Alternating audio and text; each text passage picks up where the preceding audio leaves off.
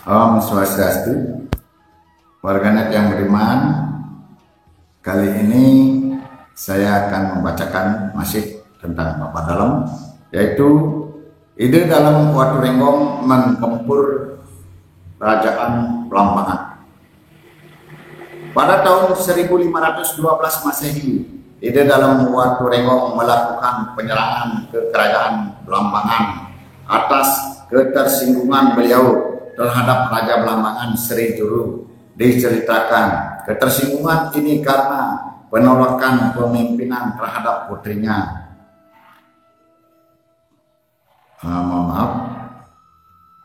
Diceritakan ketersinggungan ini karena penolakan peminangan terhadap putrinya Nibas, dan malah menyerahkan putrinya ke kerajaan Pasuruan.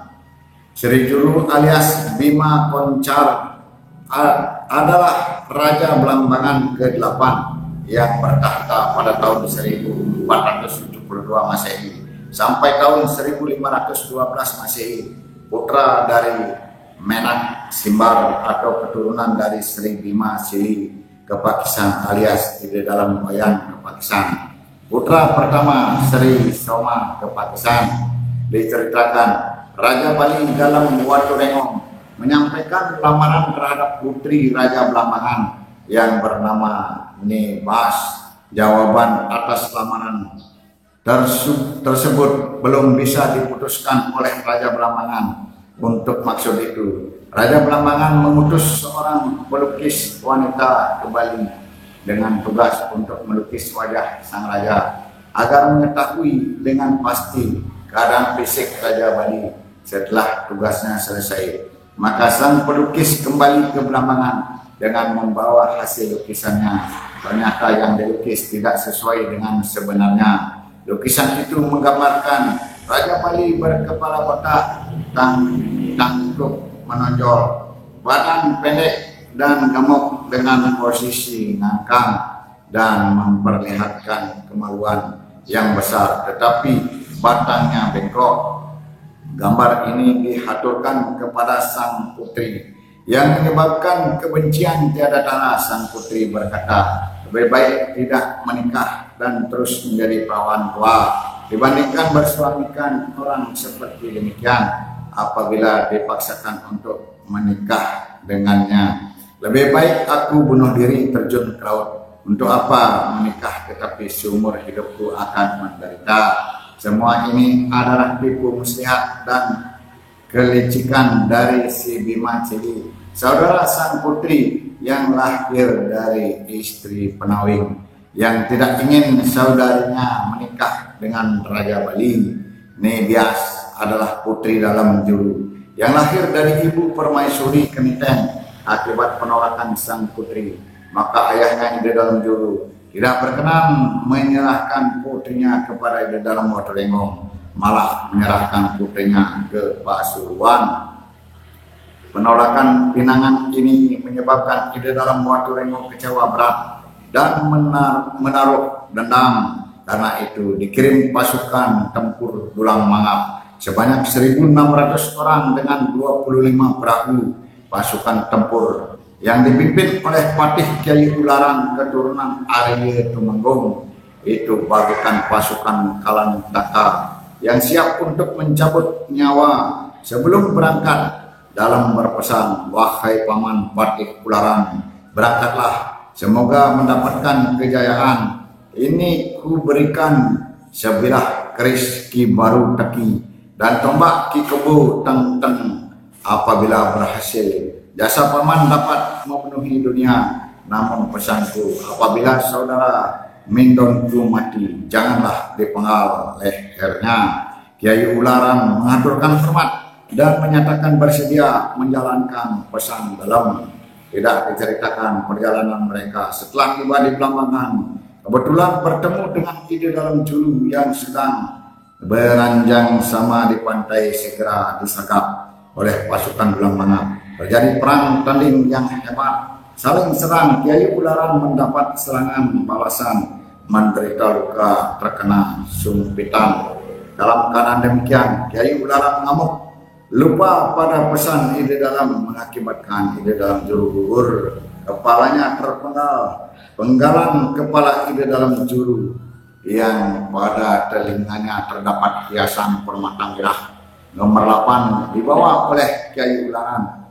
Para istri Raja Belambangan yang mengikuti anjang sana ini dikatakan berjumlah 200 orang. Bubar lari tunggang langgang berpencar, beda tentu arah. Putri Raja Nibas juga melarikan diri dan dapat diselamatkan oleh saudaranya Bima Cili dan dibawa ke Pasuruan. Dengan gugurnya Raja Belambangan, maka pasukan Bali mengakhiri serangan dan kembali ke Bali. Konon gugurnya ide dalam juru akibat kutukan karena kedurhakaannya dahulu kepada Dang Hyang Nirata saat beliau tinggal di Belambangan, sehingga ide Dang Hyang Nirata pergi ke Bali. Diceritakan Kiai Ularan telah tiba kembali di Gergel dan segera menghadap ide dalam Watu Renggong dengan mempersembahkan punggalan kepala ide dalam juru yang lengkap dengan hiasan telinganya. Melihat apa yang dilakukan oleh Patih Ularan, Baginda merasa sedih dan murka. Mengapa kau memenggal saudara sepupuku? Apa pesanku padamu dahulu? Tidak, ku perkenankan memenggalnya. Sembah Kiai Ularan, ampun tuanku. Kejadian tidak terduga oleh hamba. Akibat panik dan penderitaan hamba diserang dengan sumpitan saat terjadi perang tanding yang sengit. Tanpa sengaja hamba memenggal kepala beliau. Sabda ide dalam wakil Paman Ularan, keberhasilan usaha Paman mengalahkan musuh itu sudah benar, namun ada kesalahan setitik, yaitu tidak melaksanakan pesanku. Jangan menyesal dan kecewa. Agar saya tidak tercela di muka umum, saya menjatuhkan hukuman kepada orang yang tidak menepati perintah raja, menegakkan raja sasana dan melaksanakan menteri sesana. Sekarang pergilah dari Gergel. Ini merupakan akhir dari pertemuanku denganmu. Kuberikan hadiah tanah yang luasnya cukup dengan bibit 200 atau 200 catu sebagai imbalan dari pengabdianmu. Pergilah dan berdiamlah di sebelah utara gunung. Selanjutnya, agar kamu tidak lagi bertemu denganku, Kiai Ularan juga diberikan gelar kehormatan oleh ide dalam, yaitu Kiai Lampor, karena keberaniannya memenangkan pertempuran walaupun di tubuhnya banyak luka. Dengan perasaan sedih, Kiai Ularan menghaturkan hormat dan mohon diri dengan langkah tidak menentu. Mengenang keputusan raja atas pengabdiannya, Kiai Ularan pindah ke utara Gunung Agung bersama istri dan para putra, diiringi oleh para pengiring, dan bermukim di desa Patemon Buleleng. Di sini mereka hidup secara turun-temurun ibarat pohon kayu berkembang dengan cabang dan ranting. Ada yang berbuah, ada yang tidak. Setelah Kiai Ularan meninggalkan Pelungkung, tempat tinggal beliau di utara desa Katmeng, di kemudian hari ditempati oleh Kiai Agung Pendul, keturunan Ki Gusti Kaler Pacakan, keturunan Arya Kepakisan. Kerajaan Belambangan telah menjadi daerah taklukan Kerajaan Bali akibat masalah ketersinggungan Raja Bali yang sebelumnya ingin menjalin kekerabatan lebih kuat dengan perkawinan antar kerajaan. Demikianlah Kerajaan Belambangan menjadi wilayah kekuasaan Kerajaan Bali. Nah, demikian dulu. Nanti saya akan lanjutkan kembali tentang puncak kejayaan Kerajaan Bali.